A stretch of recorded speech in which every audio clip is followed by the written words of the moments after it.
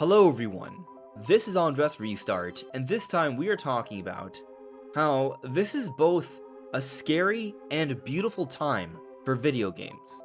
As many of you may have heard, or if you haven't, I'll tell you now, recently, PlayStation has announced that they will be ceasing physical production in January 2028 for new games releasing on PlayStation consoles. What this means is, no more will there be discs in physical cases. There will no longer be physical cases that PlayStation will be putting out there starting January 2028. So 2027 will be the last year of physical games from PlayStation on their systems, period.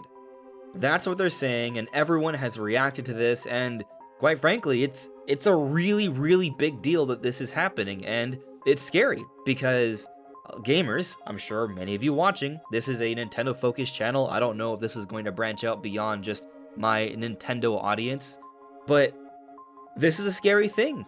Physical games, we've kind of known, would eventually phase out, but we've always had this optimism that maybe they would stick around at least a little bit.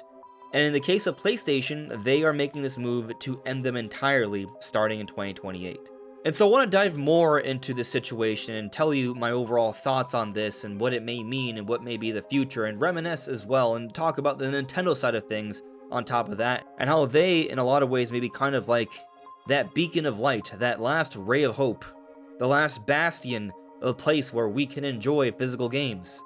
And so that's the plan for today's video. But before diving into it all, let me just point out, I am getting so close to that goal of 60,000 subscribers. I'm hoping to get there soon. So if you find yourself enjoying my videos but you haven't subscribed already, I would very much appreciate your subscription. So let me make myself clear. I'm not here trying to pretend like I've never bought a digital game. No, I've bought plenty of digital games, especially in recent years. I, in some ways, may be part of the problem. But I would argue pretty much all of humanity is part of the problem. Most things we enjoy digitally. You look at Netflix, for example, or every single streaming app. Most of us don't use cable television anymore. Most of us don't use DVDs or Blu-rays anymore.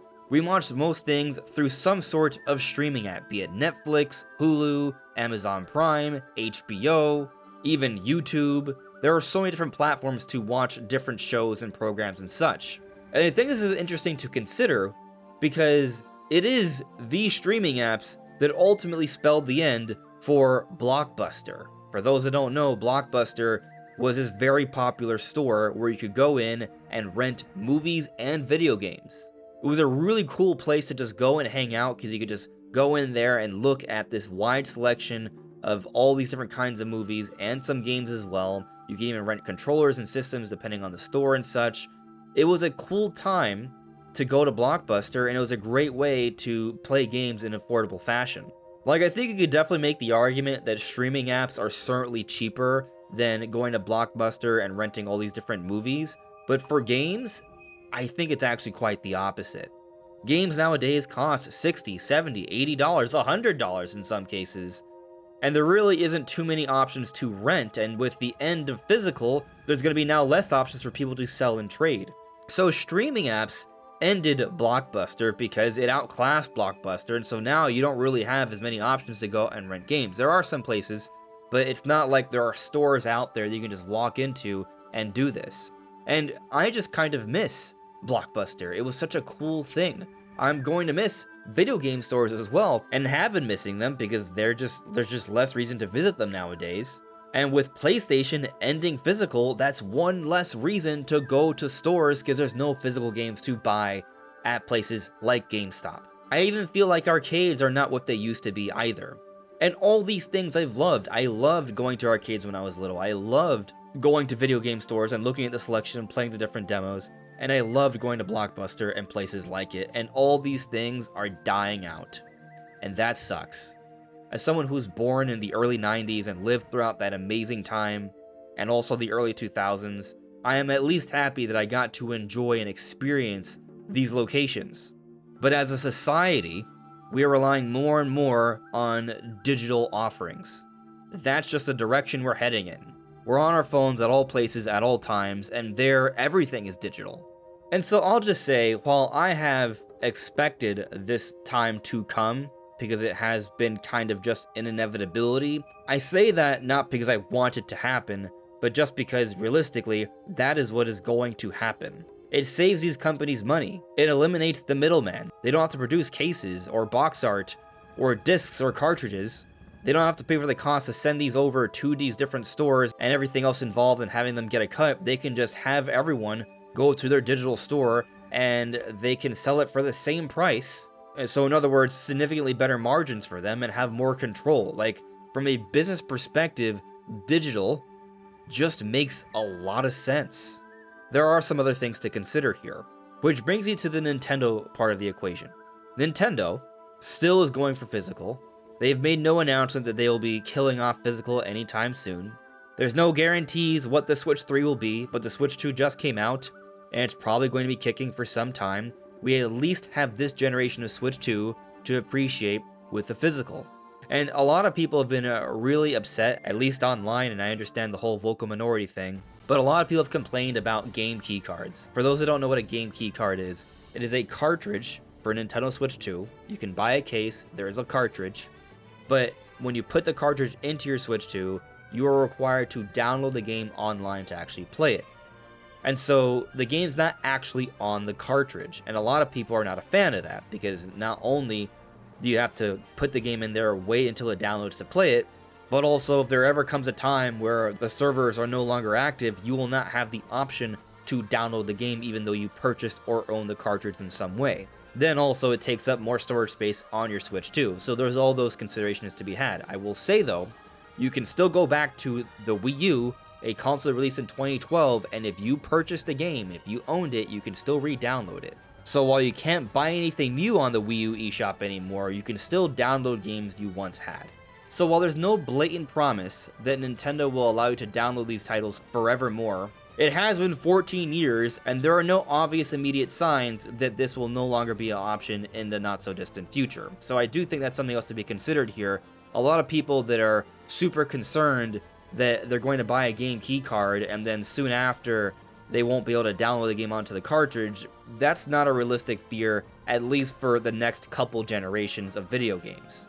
But how about 20, 30, 40 years from now? That part, I'm not so sure. It's not like if you have a Super Nintendo or a Sega Genesis or an N64 and you still have the cartridge and the system's still running, even now you can put that in there and it can work, assuming age hasn't deteriorated the cartridge. And sometimes that happens for a lot of things. A lot of Game Boy games, for example, the battery dies. You can no longer save them and keep your file, but people can go in and replace those batteries. I've done it before. It's not that complicated of a procedure. And so you still own these games, although because of age, you may need to go back and kind of modify them so they can still work, but you still own them. In the future, however long it takes, one assumes that at some point or another, a game key card, you will no longer be able to download the game onto the console. That is a legitimate concern, even though it seems like it would be years away before this would even matter, and in most cases, you're probably not going to be playing that version of the game on the system. That's how I think of it, at least. But, you know, something else to consider about game key cards, and this is something that I think people assess unfairly or don't really consider. With game key cards, while it's certainly not as good as an actual cartridge that has a whole game on there, you can still sell and trade the game. Anyone who has the cartridge can download the game onto their system and play it there when the cartridge is in the console. So it works very similarly, it just requires a download, which, by the way, many games nowadays, not just the Nintendo, but just across the board, require an initial install or update to even use. But having an option to sell or trade these game key cards is a big deal because that is something we've been losing with more of this focus on digital. I remember when I was little, I had a Nintendo GameCube and I really wanted Super Smash Bros. Melee, and I had some money saved up, but not enough to buy the whole game new, but I found it on eBay at a good price and I was able to get it used. That was great. Or when there's a whole bunch of games you have you don't want anymore, you can sell them and use that money to get other games. And so from that perspective, the existence of game key cards are facilitating that element from Gaming Pass to still be a thing, to make things more manageable for the consumer. And I do think that is worthy of praise, that is worthy of celebration.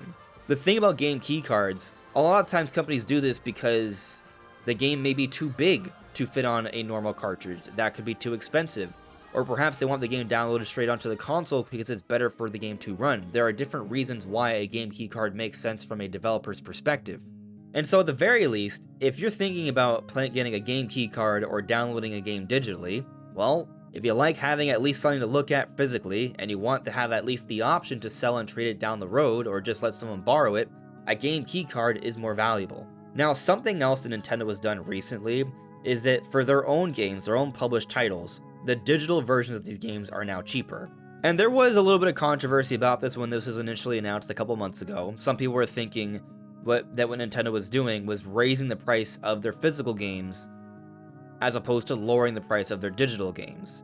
But we look at Yoshi and the Mysterious Book, and we compare the price of Yoshi physically to prior Yoshi releases, it's on par for the time physically. So what we understand here is that they're literally just selling games digitally $10 cheaper USD. And this is also the case for Star Fox and Splatoon Raiders. If you buy these games digitally, you might have thought they would be $70 USD. They're actually $50 USD. So they're already budget titles, and Nintendo's making them even cheaper through digital.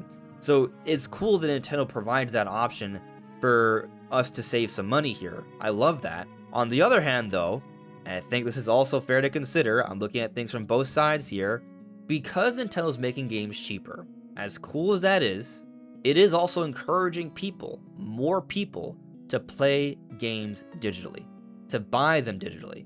And so that will help to push the trend of the consumer getting more acclimated to digital games as opposed to physical.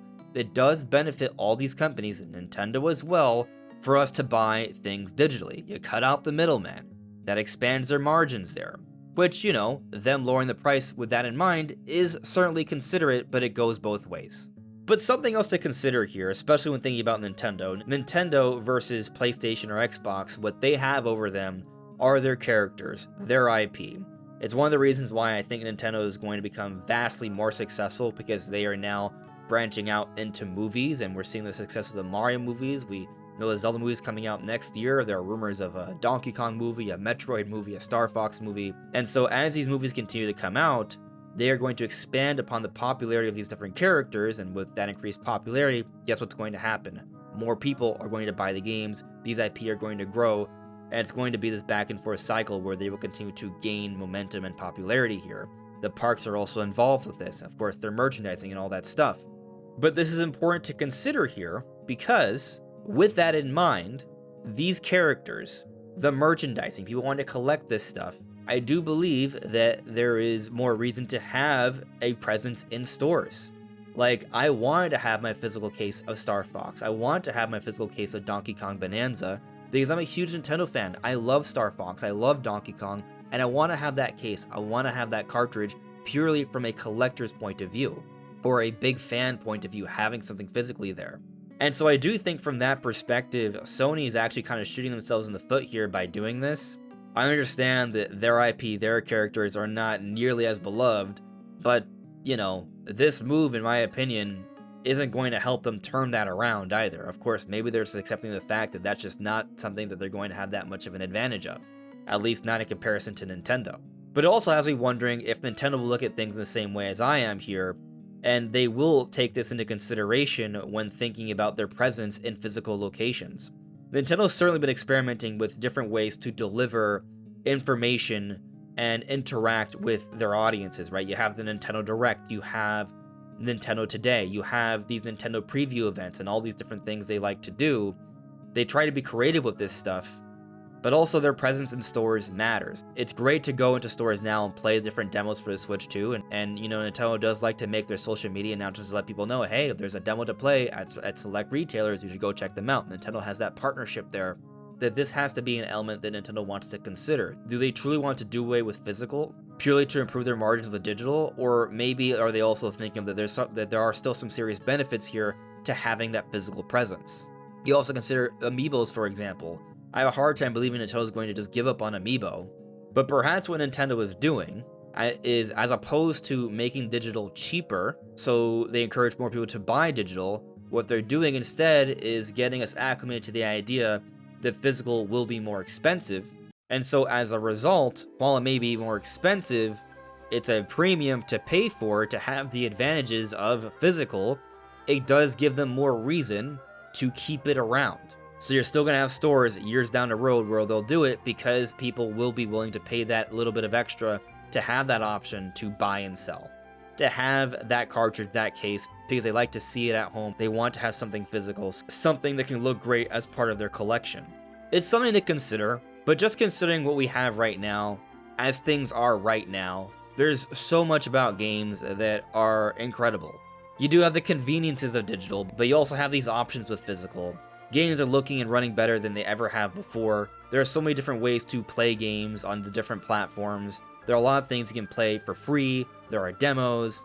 So like even for those people who don't have that much money, there are things that you can just put loads of hours into, especially those free-to-play games. And at least in the case of Nintendo, they are giving us some different options to purchase games that are more affordable. Like Star Fox being $20 cheaper than what you might have thought it would be. And this is just kind of like a random thing, but since I'm kind of taking the moment to appreciate just how things are right now, I've been playing Star Fox, and one cool thing is that if you're playing, say you're holding the Joy-Cons, and you can play kind of like the typical dual analog control, it works beautifully in that way. But if you want to quickly and seamlessly try out mouse mode, to say you're sitting at a desk, all you have to do is put the Joy-Con on the table or on the desk, and you immediately switch into that first-person cockpit view, and it's just so seamless. I've also been using game chat lately, and it's kind of cool just to see someone else be playing while I'm doing something else.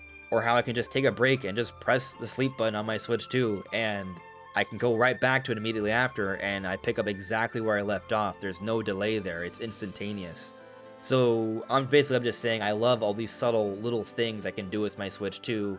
They are convenient, and it's a really cool thing, and I'm just taking this moment to appreciate the good things about what we have right now. Especially because there's no guarantee it's going to last. As I talked about earlier in the video, there were things about back in the day with arcades and Blockbuster and video game stores that aren't available now. So I think it's important to appreciate things while they last.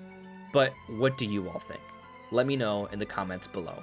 This is AndresRestart. Thank you so much for listening and watching, and I will see you all really soon. Take care.